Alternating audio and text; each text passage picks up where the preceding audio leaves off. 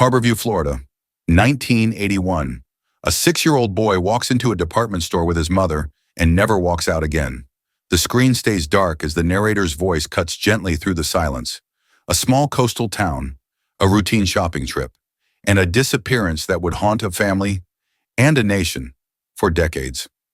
This is the story of Caleb Warren, a bright-eyed little boy who vanished from Harborview Plaza on a warm summer afternoon, sparking one of the most heartbreaking searches Florida had ever seen. And the truth behind what happened to him would remain hidden for nearly 30 years. This is one of the most haunting child abduction cases in American history, and one of the most devastating mysteries ever to unfold in a Florida mall. If you appreciate deep-dive true crime investigations like this one, please take a moment to like this video, subscribe to Crimes Unsealed, and share your thoughts in the comments below. Your support helps us bring more of these important stories to light. It was a warm Monday afternoon on July 27, 1981, in Harborview, Florida. The kind of quiet coastal town you could drive through in 3 minutes without ever realizing it. A cluster of narrow streets, a scattering of pastel houses with sun-bleached shutters, lawns sprinkled with children's toys left out in the heat, and a red brick church whose bell tower rose gently over the treetops like a familiar landmark everyone used to find their way home. Life in Harborview didn't move fast. It drifted, slowly, predictably, like the tide just beyond the mangroves. Mornings began with fishermen pushing their boats into the bay, dogs barking from back porches, and mothers sweeping their driveways while cicadas buzzed in the humidity. By afternoon, the sun pressed down thick and heavy, sending families into the few places where air conditioning still hummed reliably. The heat was the kind that made your clothes stick to your skin, that made you move a little slower, think a little hazier. It was Florida summer at its most oppressive, beautiful from a distance, but exhausting to live through. One of those places was Harborview Plaza, a modest strip mall with faded turquoise awnings and hand-painted store signs that hadn't been updated in years. It had everything a small town needed: a laundromat where women traded recipes while waiting for their wash cycles, a bakery that smelled of warm sugar and cinnamon rolls that sold out by 10 in the morning, a barber shop where men swapped local gossip about fishing tournaments and who caught the biggest snapper that week, and at the far end, the ValueMax department store, a staple for families shopping on a budget. The plaza parking lot was always half empty, lined with pickup trucks and station wagons that had seen better days. Shopping carts sat clustered near the entrance, their wheels squeaking in the heat. A faded Coca-Cola machine hummed near the bakery door, and every so often, someone would stop to fish out quarters and buy a cold bottle to press against their forehead before drinking. Inside ValueMax, the atmosphere was unmistakably early 80s. White tile floors polished to a shine, fluorescent lights buzzing overhead, casting everything in that particular greenish glow that made people look just a little washed out. Fans mounted in the corners, pushing cool air through aisles of toys, clothing, and discounted appliances. A faint mix of popcorn, rubber sandals, and newly unpacked plastic toys lingered in the air, a smell that every child of that era would instantly recognize. The store was organized in that simple, predictable way that made shopping easy. Clothing on the left, housewares in the middle, toys and electronics toward the back. A small snack counter near the registers sold popcorn in striped bags and fountain sodas in waxy paper cups. The cashiers knew most of the customers by name, asked about their kids, remembered who paid an exact change, and who always needed to break a 20.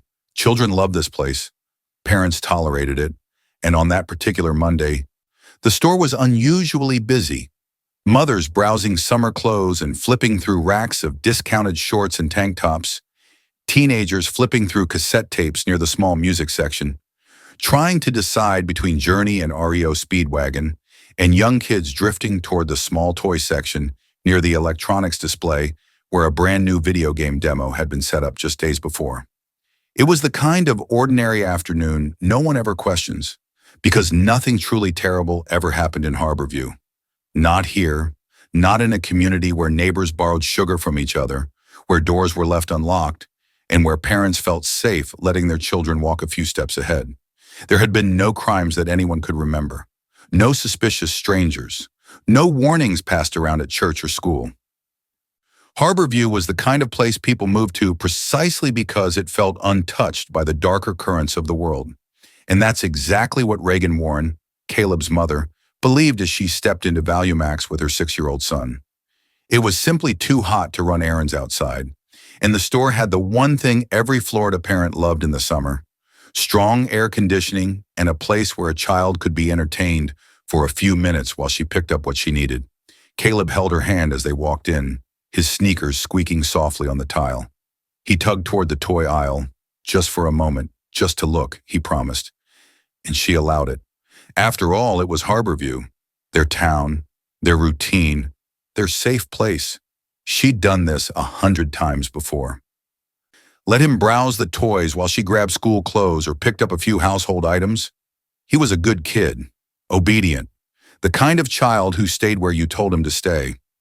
Nothing about the plaza, the store, or that moment gave the slightest warning. No uneasy feeling, no strange faces watching, no reason for a mother to think she couldn't turn away for a few seconds.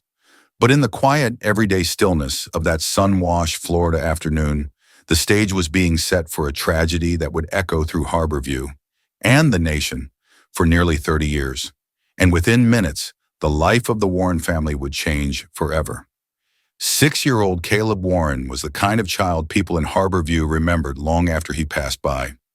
A small boy with soft brown curls that fell just above his eyebrows, a shy smile that appeared slowly but lit up his whole face, and a curiosity that seemed far too big for such a little frame.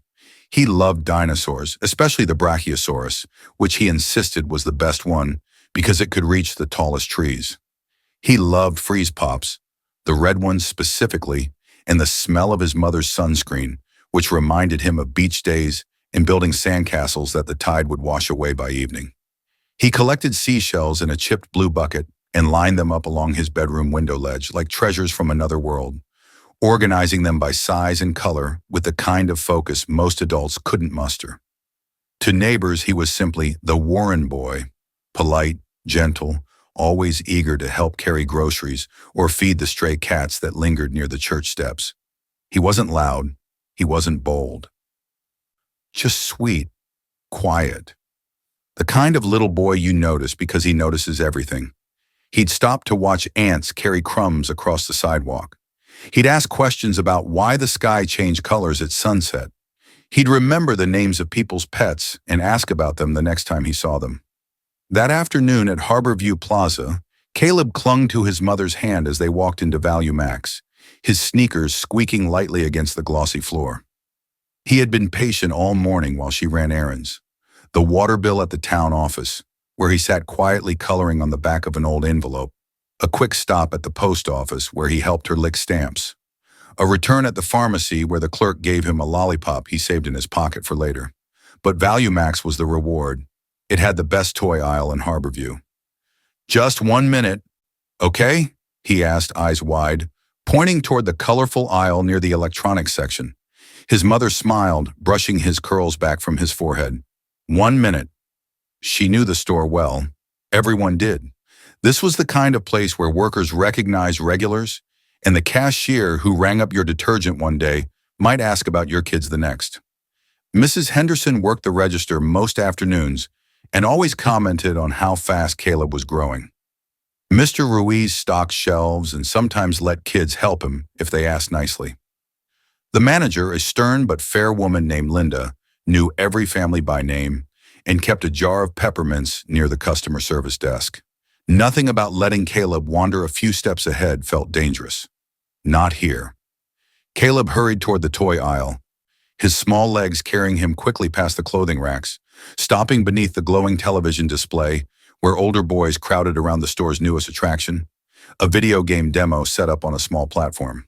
The game was a racing simulation, crude by today's standards, but absolutely mesmerizing in 1981. Pixelated cars zoomed across a bright blue track, while electronic beeps and blips filled the air.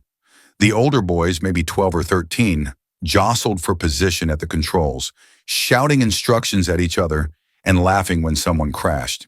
He wasn't tall enough to reach the controls, but he watched, fascinated, his chin tilted up, mesmerized by the bright pixelated car racing across the screen. He stood there for several minutes, small hands folded shyly in front of him, inching closer but not enough to bother the teenagers. This was how Caleb was, polite even when excited. He knew not to push, not to interrupt, not to ask for a turn when the bigger kids were playing. So he just watched, his eyes tracking every movement on the screen, completely absorbed. A store clerk later remembered seeing him there, half hidden beside the display rack, quietly observing the game with that thoughtful curiosity he was known for. The clerk had been restocking batteries nearby and noticed Caleb because of how still he stood. Most kids that age bounced around, grabbed things, made noise. But Caleb just watched, patient and content. His mother walked a few aisles away, comparing school shorts and holding up shirts to the light. She checked sizes, ran her thumb along fabric tags, and glanced occasionally toward the toy section, each time seeing nothing out of the ordinary. She could hear the faint sounds of the video game, the murmur of other shoppers, the soft instrumental music playing through the store's speakers. Everything felt normal, safe, routine. She found a pair of shorts in his size, navy blue with an elastic waistband, and debated whether to grab two pairs. She checked the price tag, did the math in her head, decided one was enough for now. She folded the shorts over her arm and moved to the next rack, looking for t-shirts that might last through the school year without fading too badly in the wash. It was the last time she would ever see her son standing where he belonged. Just minutes later, when she returned to the toy area expecting to find him exactly where she'd left him, Caleb was no longer there. The spot beneath the glowing television screen was empty. The teenagers had drifted on, probably toward the music section or out to the parking lot. The aisle was quiet. The video game played its demo reel to no one, bright colors flashing across an abandoned screen. At first, she assumed he'd simply wandered a few steps over, maybe toward the model cars he liked to look at, or the puzzles, or maybe he'd gotten distracted by something shiny on an end cap display. Children did that all the time, so she called his name softly, not wanting to seem like an overreacting mother. "Caleb?" No answer. She stepped closer, peering down the adjacent aisle. "Caleb?" A little louder this time, but still controlled. Still nothing. The quiet hum of the store suddenly felt too loud. The distance between her heartbeat and her breath grew uncomfortably tight. She moved faster now, checking down each aisle, expecting at any second to see a small hand reaching for a toy or a head peeking around a corner. But each aisle was the same, still, empty. No brown curls, no squeaking sneakers, no shy smile.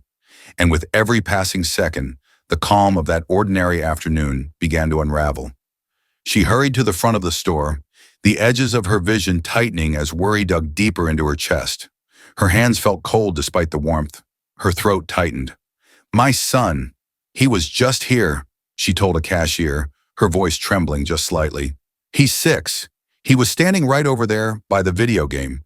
He's gone." The cashier, a young woman with feathered hair and kind eyes, immediately straightened, concern flashing across her face. "Okay, let's not panic," she said gently. "Kids wander off all the time. Let me call for him over the intercom." But even as she reached for the phone, something in her expression shifted, because she could see it too. The fear starting to take root in a mother's eyes. Those were the last normal moments of the Warren family's life. A little boy watching a video game demo, a mother trusting a familiar store, a moment so routine, so harmless that no one in Harborview could have predicted it would become the beginning of a decades-long nightmare. At first, no one inside ValueMax understood what was happening. Even Caleb's mother didn't allow herself to panic. Not yet. Children wandered. Children got distracted. Children drifted toward anything bright or interesting. She'd heard stories from other mothers, kids hiding inside clothing racks, falling asleep in furniture displays, wandering into stock rooms thinking they were following their parents. She retraced her steps, scanning every aisle deliberately, telling herself he was just around the corner. The women's clothing section where she'd been standing moments before, the bedding aisle with its stacks of folded sheets and towels, the little end cap with school supplies and lunch boxes decorated with cartoon characters. Nothing. She walked faster, her sandals slapping against the tile. Her breath shortened. Her voice trembled each time she called his name, growing louder with each repetition. "Caleb, honey, where are you?" A nearby shopper, a woman about her age with a toddler in her cart, glanced up, concern crossing her face. A clerk paused, folding shirts, listening. But no one saw a small boy with brown curls and wide, curious eyes. Her pulse began to rise, hammering against her ribs. She crossed back toward the electronics area, the last place she'd seen him. The video game demo now flashed its bright title screen in an empty corner, the electronic music looping endlessly. The small crowd of teenagers had drifted off, leaving only a hum of static and the faint echo of digital beeps. She turned to the nearest employee, a sandy-haired young man barely out of high school, wearing a Value Max vest that was slightly too big for his thin frame. "Excuse me," she said, voice shaking, fighting to keep control. "My son, he was just standing here. A little boy, 6 years old, brown hair, blue shirt. Have you seen him?" The employee hesitated, not because he didn't want to help, but because he needed to remember. He looked around as if replaying a memory, his brow furrowing. I saw a few kids here earlier," he said slowly, his voice uncertain. "Couple of older boys messing with the game. A little one was watching. Yeah, I remember him now. Quiet kid. The older ones got loud, so security came by." Her heart caught in her throat. Security? Why would security need to come? "What did security do?" she asked, her voice tight. "They told the boys to leave the area," he answered, gesturing vaguely toward the back of the store. "Said they were blocking the aisle and bothering customers." She swallowed hard, her mouth suddenly dry. "And my son?" The clerk's answer chilled her to the bone. "I'm not sure. He left with them, I think." They all walked toward the exit together. The bottom dropped out of her world, left with them, the exit, her 6-year-old son who would never ever leave a store without her. Her voice went thin, barely a whisper. "What exit?" He pointed toward the double-glass doors at the side of the store. The doors that opened directly into the parking lot, away from the main entrance where most people came and went.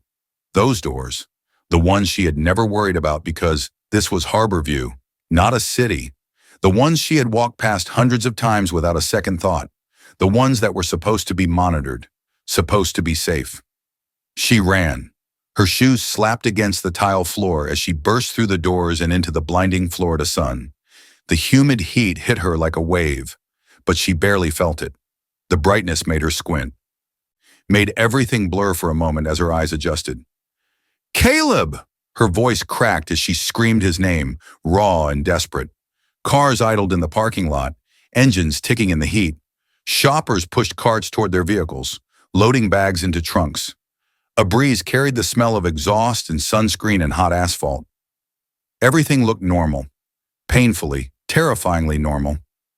Families walking to their cars, a man loading groceries, a woman strapping her baby into a car seat. The everyday rhythm of a Monday afternoon. But her son was nowhere. No small figure running between cars. No brown-haired boy looking lost or confused. No familiar voice calling for her. Just rows and rows of parked vehicles shimmering in the heat and the empty stretch of asphalt that seemed to go on forever. A mother's instinct is its own kind of intelligence. Ancient, sharp, immediate. And in that moment she knew something was terribly wrong. Not wandered off wrong. Not hiding and playing wrong. Something far worse. She rushed back inside, stumbling slightly as she pushed through the doors, her vision tunneling, her hands shaking uncontrollably. "My son is missing. Please, please help me," she said to the first employee she saw, struggling to keep her voice steady even as it broke. "He was right here. He's 6. He didn't just walk off.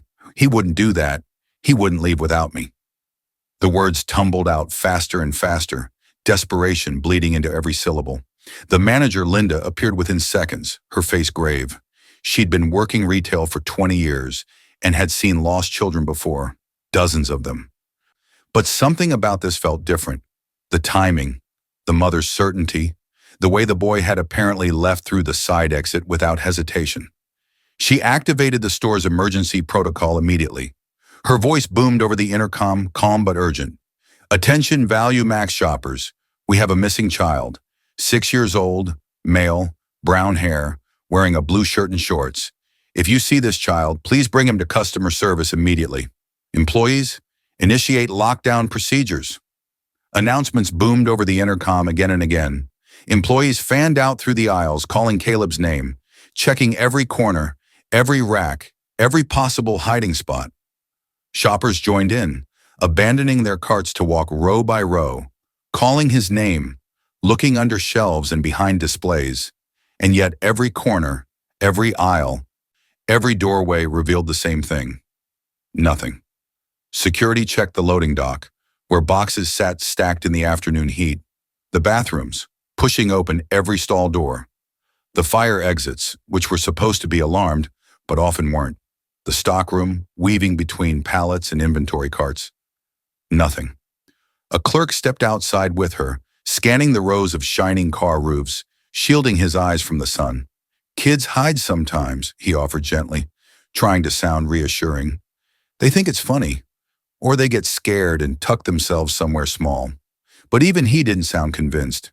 His voice lacked confidence, because by now, if Caleb had been hiding, the intercom announcements would have drawn him out. A 6-year-old couldn't stay hidden once his name was being called over loudspeakers, and dozens of people were searching for him. 5 minutes passed, then 10, then 15. Each minute felt like an hour, stretching and warping time into something unbearable.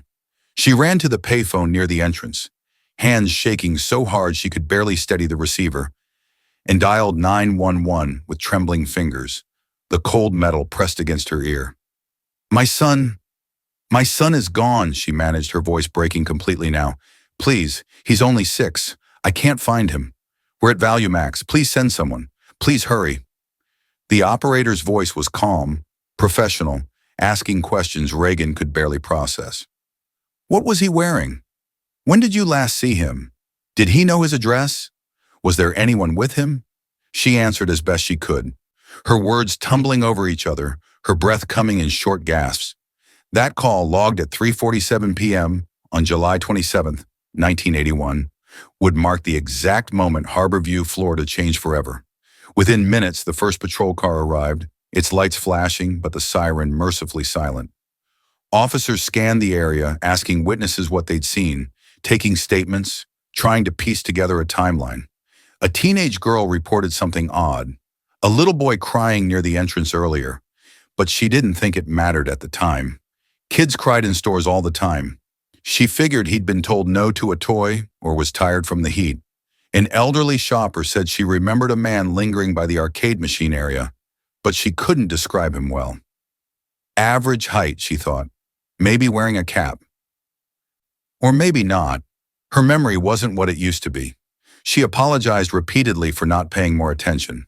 A cashier recalled seeing a small boy being gently guided toward the exit by an adult.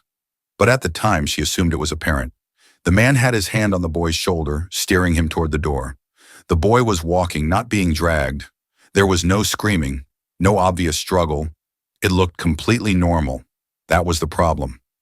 No one realized what was unfolding, not until it was far too late, because someone had approached Caleb that day. Someone who knew exactly how to blend into a crowd. Someone who moved with quiet confidence, in friendly ease.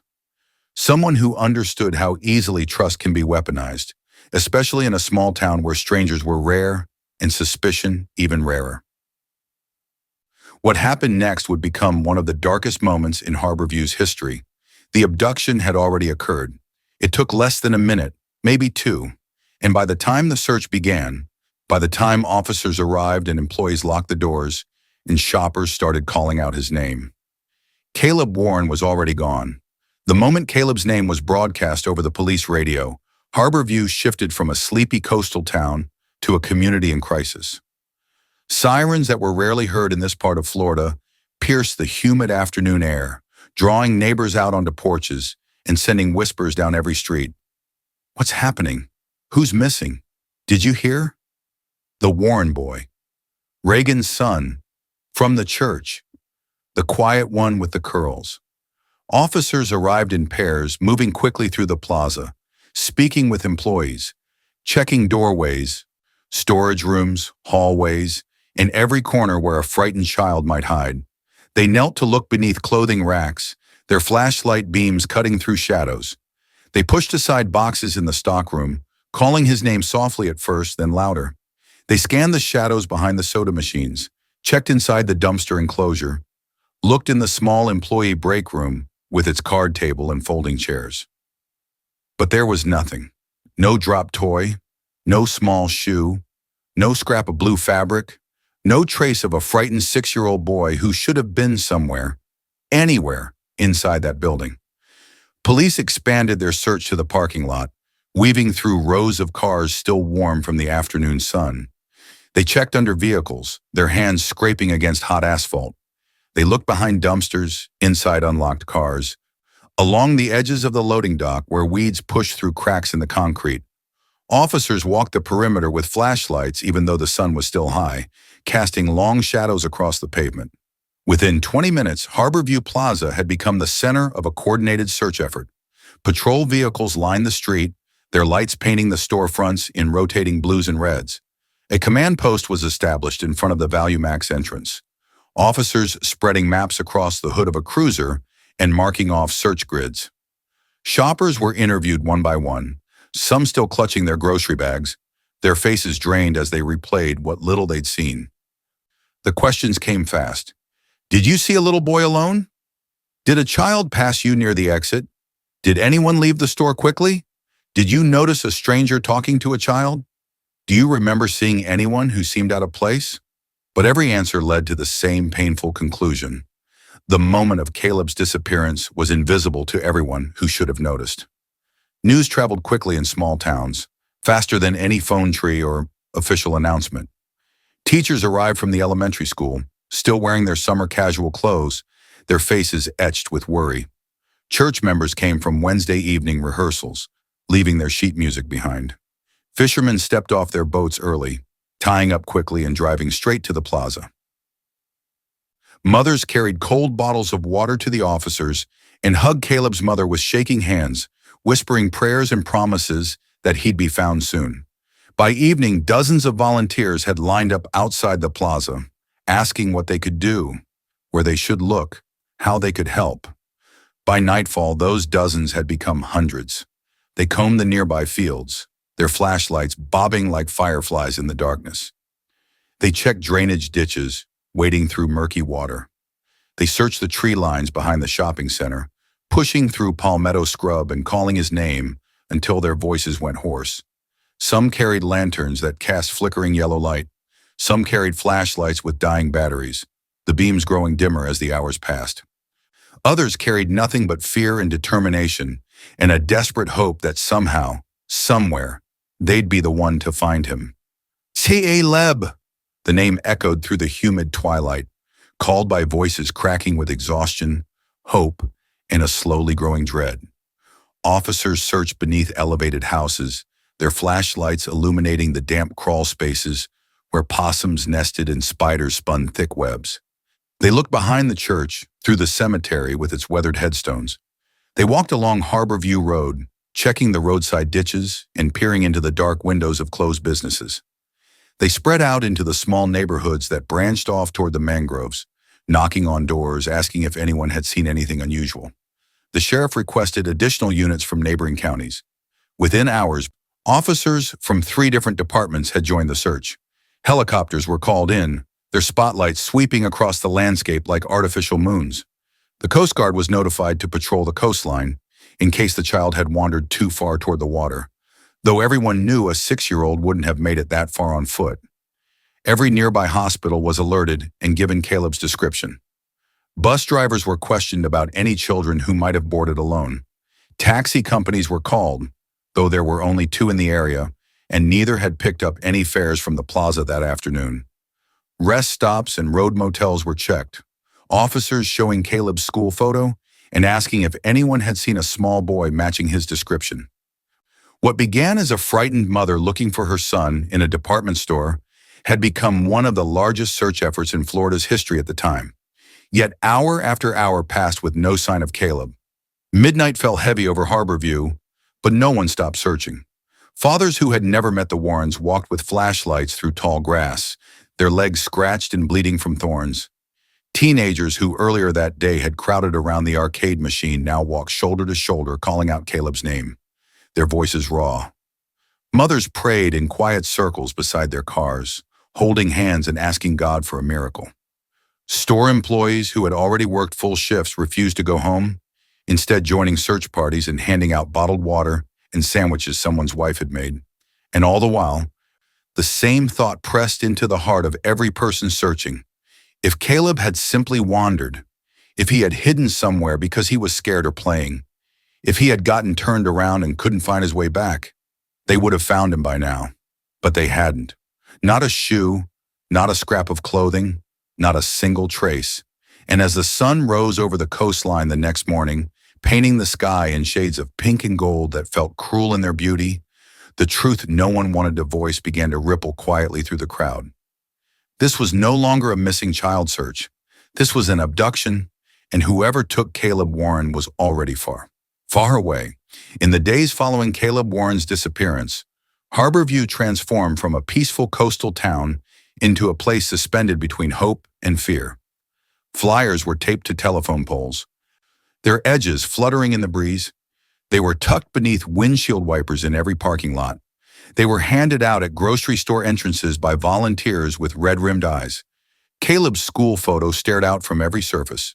His shy smile, his soft curls, his eyes that seemed to look right at you. Missing Caleb Warren. Age 6, last seen July 27, 1981, Harborview Plaza.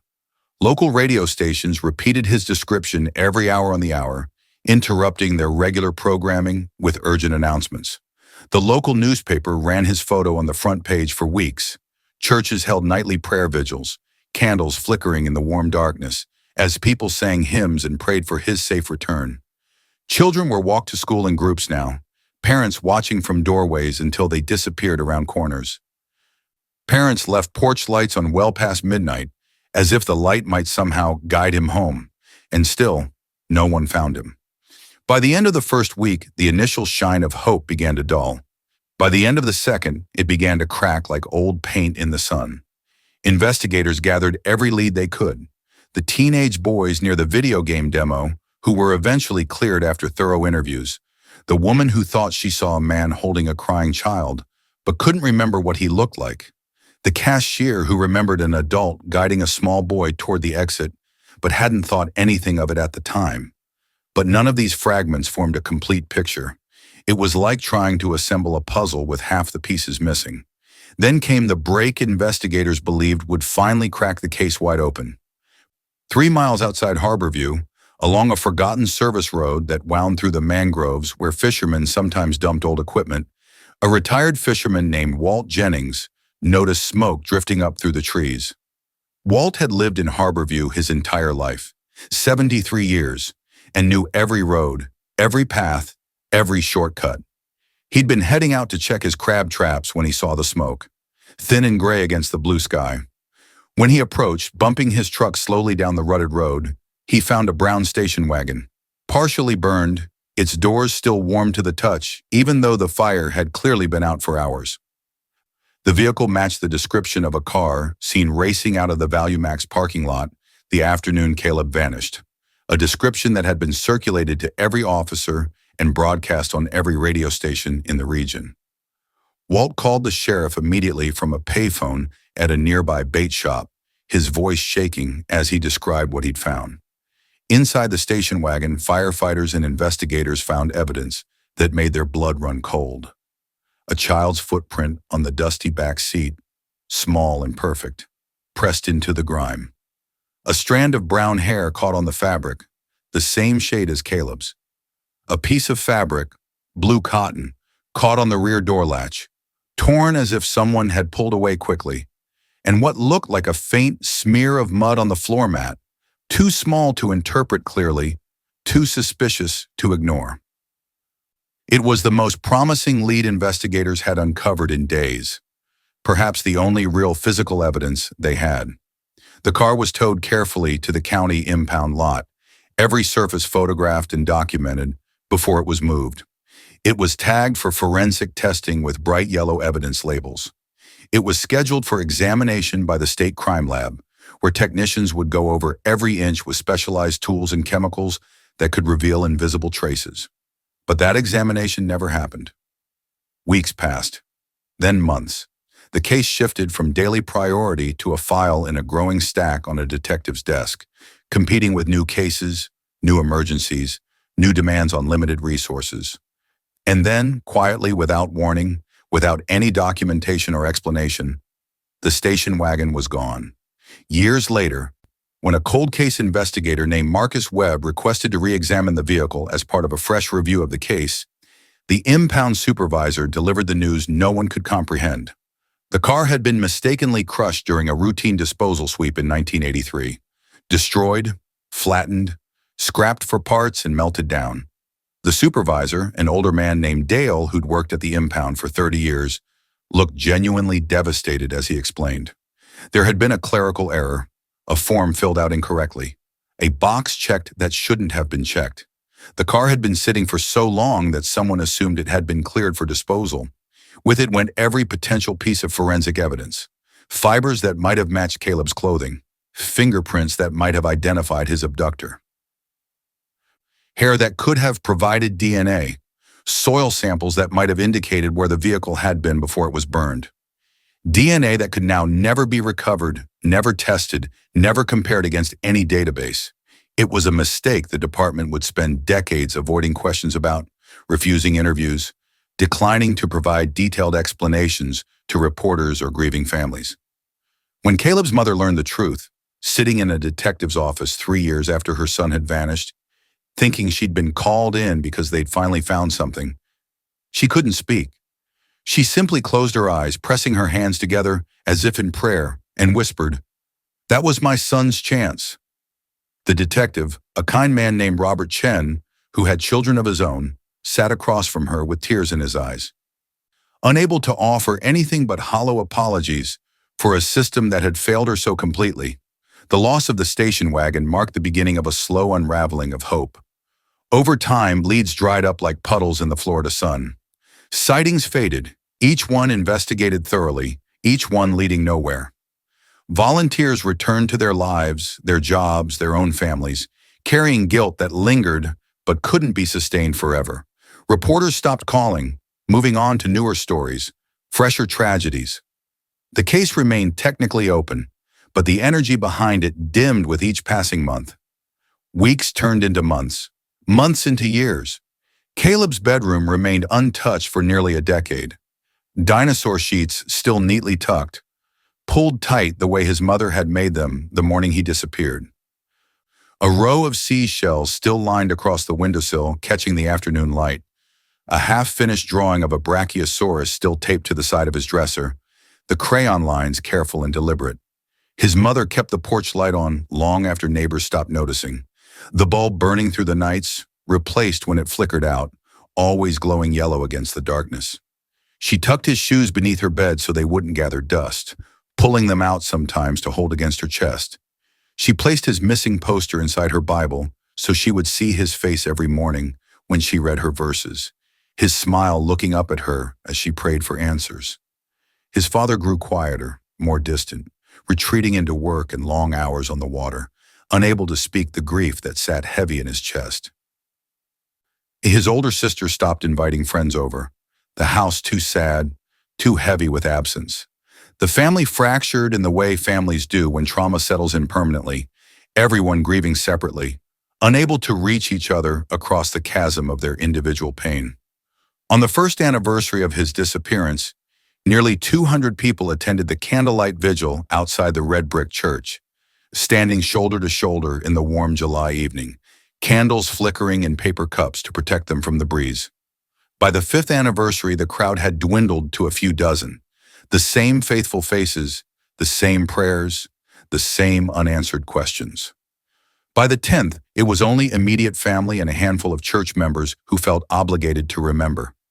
And yet, she never stopped waiting. Never stopped checking her window when cars slowed in front of the house. Never stopped turning toward brown-haired boys in grocery stores, her heart leaping before reality settled back in. Never stopped believing that somewhere, somehow her little boy was still alive, Grown now, but still hers, still finding his way home. Harborview changed as all places do. New families moved in, drawn by the affordable housing and quiet streets, unaware of the tragedy that had once consumed the town. Storefronts were repainted in brighter colors, trying to shake off the somber atmosphere that had settled over the plaza.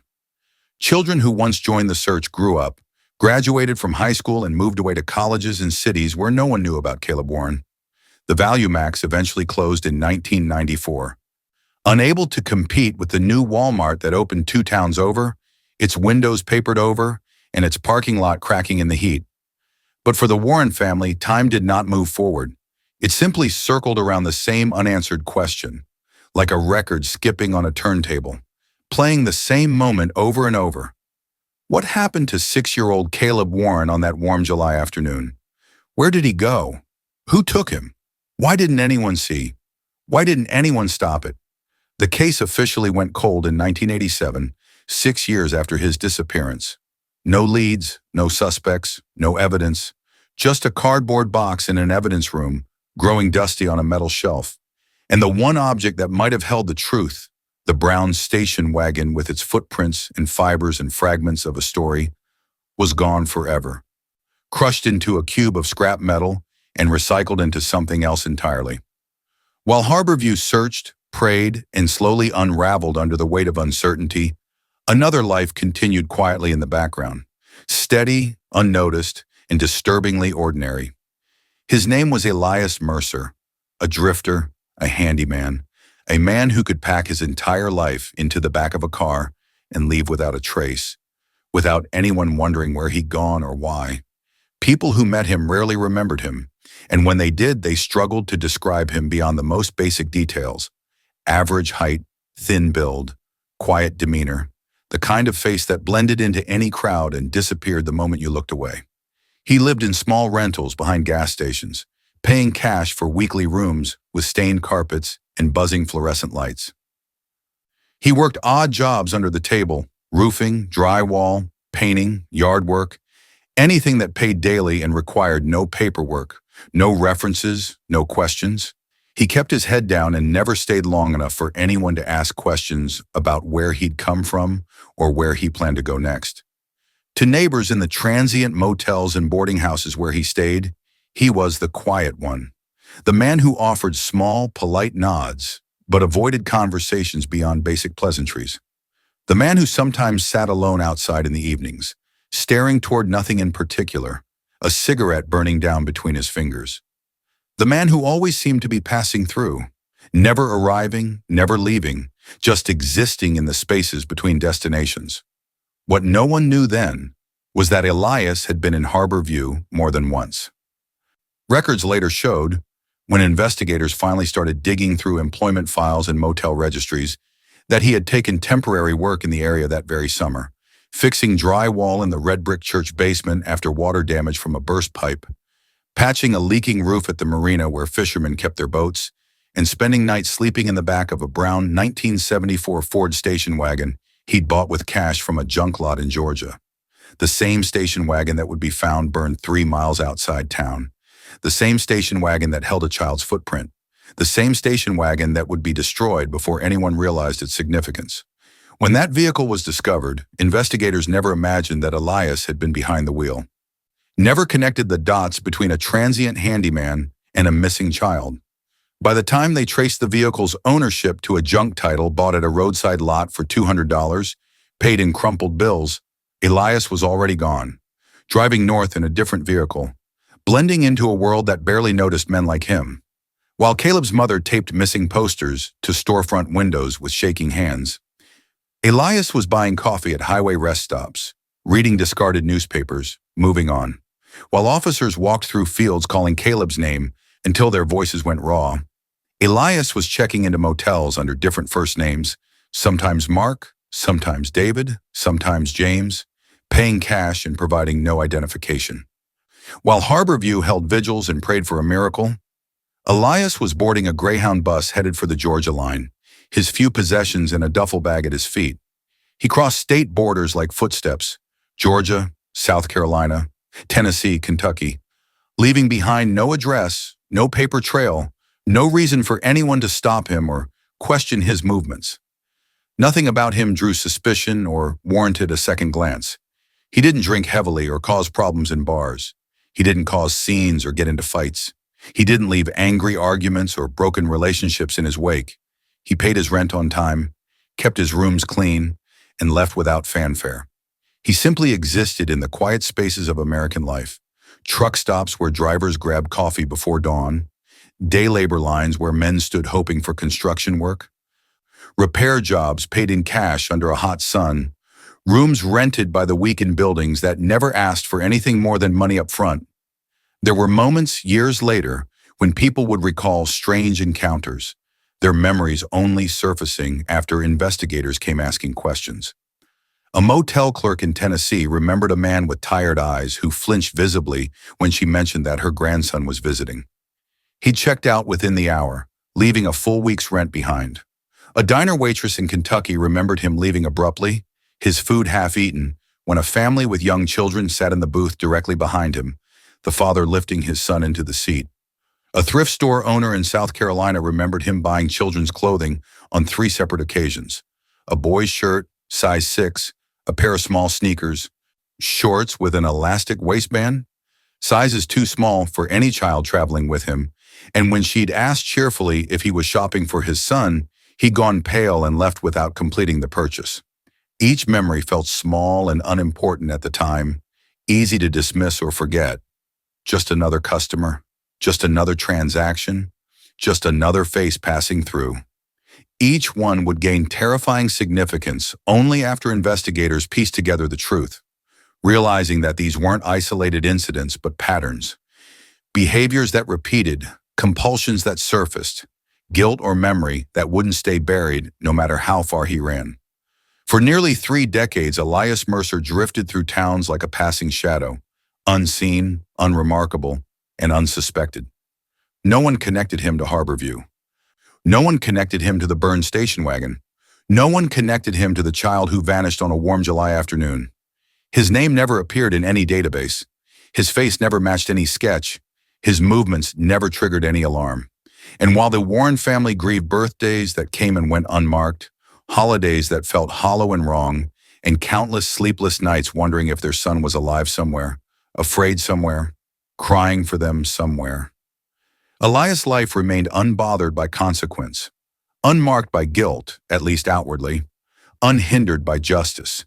He worked, he moved, he existed, until the day everything unraveled. Because nearly 30 years after Caleb Warren disappeared, a detail buried deep in a misplaced case file, and a single sentence in an old, dismissed confession would reopen the investigation and finally bring the truth to light. And for the first time since that summer afternoon in 1981, detectives realized the truth had been sitting in front of them for decades, waiting to be found. Nearly 30 years had passed since 6-year-old Caleb Warren disappeared from Harborview Plaza.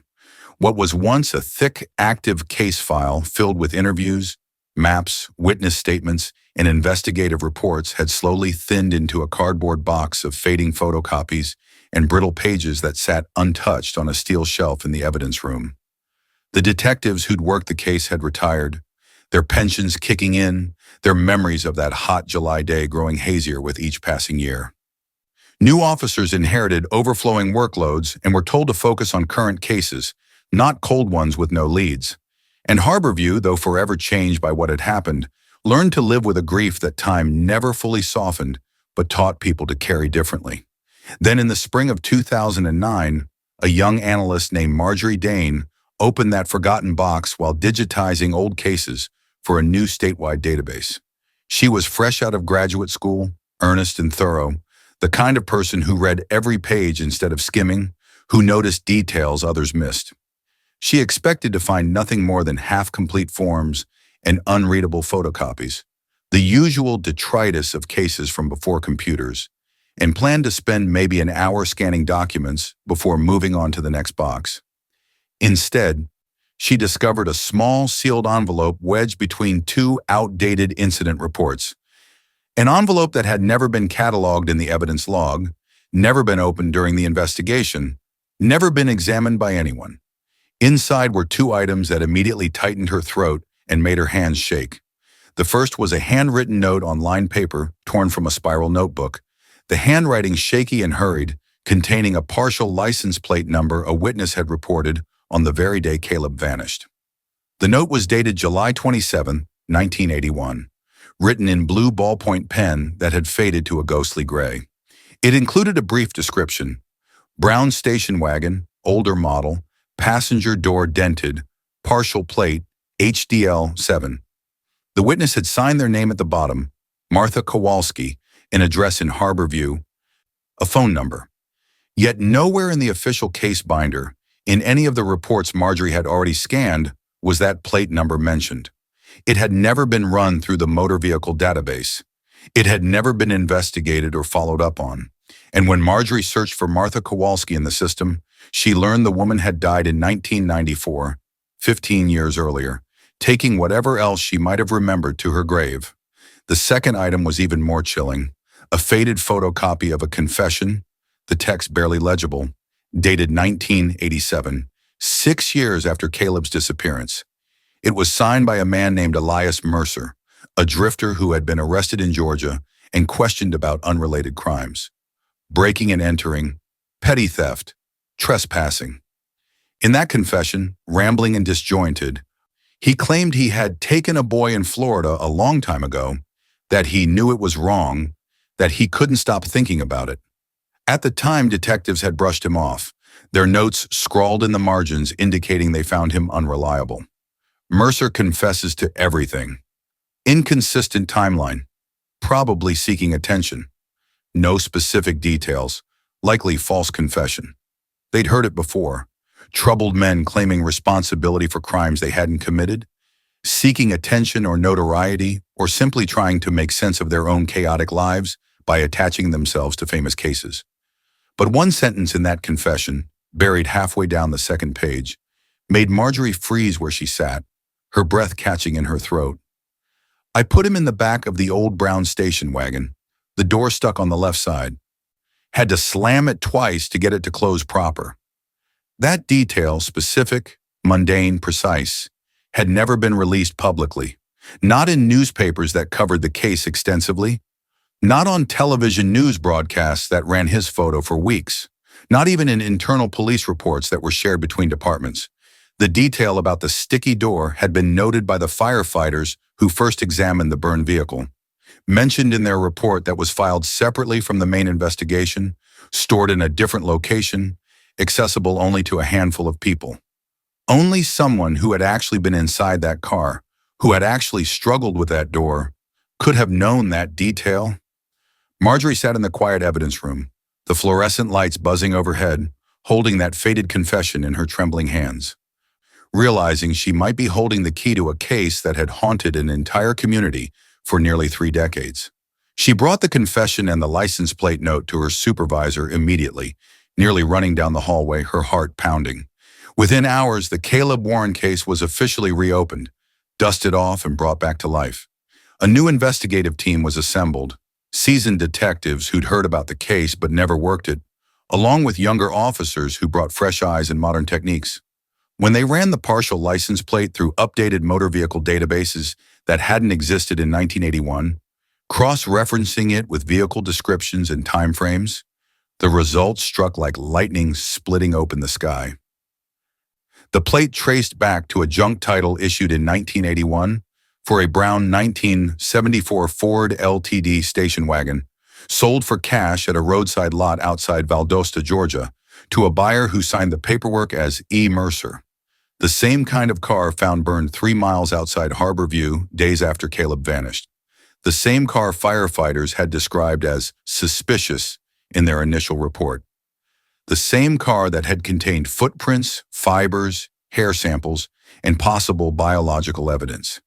Evidence that could have solved the case within days if anyone had connected the dots. Records showed it had been towed to the county impound lot, tagged for forensic testing, marked as critical evidence in an active child abduction case. And then, just 2 years later, it was marked destroyed, accidentally crushed during a warehouse purge, a routine disposal of abandoned vehicles that somehow included a car that should have been permanently preserved as evidence. Every trace of what happened to Caleb compressed into a cube of scrap metal and melted down, gone forever because someone checked the wrong box on a disposal form, because someone didn't verify the tags, because someone assumed it had been cleared when it hadn't. The realization devastated the investigative team. Veteran detectives sat in stunned silence, reading the disposal forms with disbelief. How had this happened? Why had no one double-checked? Who had authorized the destruction of evidence in an open child abduction case? The answers were bureaucratic and unsatisfying. Clerical errors, miscommunication between departments, outdated filing systems, a perfect storm of human mistakes that had cost a family the truth for decades. For the Warren family, when they were informed that evidence had existed and been destroyed, it was a blow almost too painful to comprehend. Salt poured into wounds that had never fully healed. But now at least they had confirmation. The case was being actively investigated again, and someone had finally believed the confession that had been dismissed so long ago. While investigators reevaluated every witness statement, every clue, every forgotten detail, interviewing people who'd been teenagers in 1981 and were now approaching 50, pulling archived news footage, reviewing every piece of paper in that cardboard box. One truth became impossible to ignore. The confession they'd once dismissed as attention-seeking rambling was real. Elias Mercer had taken Caleb Warren, and he'd tried to tell them 30 years ago. When detectives traveled to Georgia in late 2010 to confront Elias Mercer, they found him in a state-run facility for low-income elderly residents, his health declining, his body frail but his mind still sharp enough to remember. He was 73 years old, gray-haired, thin to the point of gauntness, sitting in a wheelchair near a window that overlooked a parking lot. When they identified themselves and said they wanted to talk about Florida, about 1981, about a boy named Caleb Warren, he didn't deny anything. He didn't lawyer up. He didn't act surprised. He simply looked down at his hands, weathered and spotted with age, and nodded slowly as though he'd been expecting this moment for years. "I told you people before," he said softly, his voice raspy from decades of cigarettes. "Nobody cared. Nobody listened. The car's gone now anyway. I heard about that." He wasn't smirking. He wasn't mocking.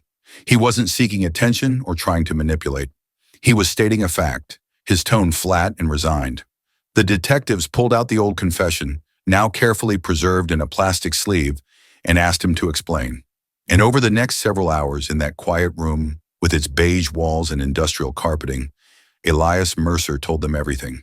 How he'd been working in Harborview that summer, doing odd jobs, living out of his car. How he'd gone into Value Max that afternoon looking for nothing in particular, just killing time in the air conditioning. How he'd seen the little boy standing alone, watching the video game. No adults nearby. How something inside him, something he couldn't explain and didn't try to justify, had made him approach the child. "I told him his mother was looking for him outside," Elias said quietly, his eyes fixed on the window. "Said she'd sent me to get him. He believed me. Kids did back then. They trusted adults." The detectives listened, recording every word, their expressions carefully neutral, even as anger and disgust churned beneath the surface. "He came with me easy," Elias continued. "No fuss. Just walked right out. Nobody stopped us. Nobody even looked twice." He described driving away, the boy starting to cry when he realized they weren't going to his mother, the rising panic as Caleb asked where they were going, begged to go home, called for his mother. Then Elias said something that stopped the room cold, that made even the most seasoned detective's hands tighten into fists. He cried for his mom, kept saying her name. Reagan, I think. Said it over and over. I told him she couldn't hear him anymore. Told him to stop crying. The interview fell silent. No one moved. No one breathed. That detail, the mother's name, spoken by a frightened child, was something only the man who took Caleb could have known. A detail so intimate and devastating that it left no room for doubt. When investigators asked what happened next, Elias described driving to the service road, the boy still crying, the growing realization of what he'd done settling over him like a weight. He didn't describe violence. He didn't describe prolonged suffering, but the implications were clear enough, and the detectives didn't push for graphic details that would only traumatize Caleb's family further. "Why?" one detective finally asked. "Why did you do it?" Elias was quiet for a long time, staring at his hands. "I don't know," he finally whispered. "I've asked myself that every day since. I don't know." When investigators informed Caleb's mother, now 68 years old, her brown hair gone silver, her face lined with decades of worry and grief, she didn't scream. She didn't collapse. She simply closed her eyes, placed a hand over her heart, and whispered one trembling question that broke everyone in the room. Was he alone? All those years I didn't know. Was he alone when it happened? The detective, a woman named Sarah Martinez, who had children of her own and had volunteered for this assignment, knowing how difficult it would be, answered gently, choosing her words with infinite care. No, and he didn't suffer long. It was quick. It was a small mercy, perhaps the only one available after 30 years. Reagan Warren nodded once, slowly, tears streaming down her face, as if acknowledging a truth she had carried in her bones for decades without ever wanting to name it. A truth she'd known somewhere deep inside but had fought against believing. "Thank you," she whispered. "Thank you for telling me. Thank you for finding the truth." For the first time since 1981, the Warren family finally knew what had happened to their little boy. The truth was devastating, confirming their worst fears. But after nearly 30 years of searching, waiting, wondering, and fearing the unimaginable, they finally had an answer. And sometimes, in the midst of unbearable grief, knowing is its own form of grace. If this story moved you, I invite you to take a moment to like this video, subscribe to Crimes Unsealed, and share your thoughts in the comments below. Your support helps us continue bringing these important stories to light, honoring the victims, and ensuring their memories are never forgotten. Thank you for watching, and as always, stay safe, stay aware, and keep seeking the truth.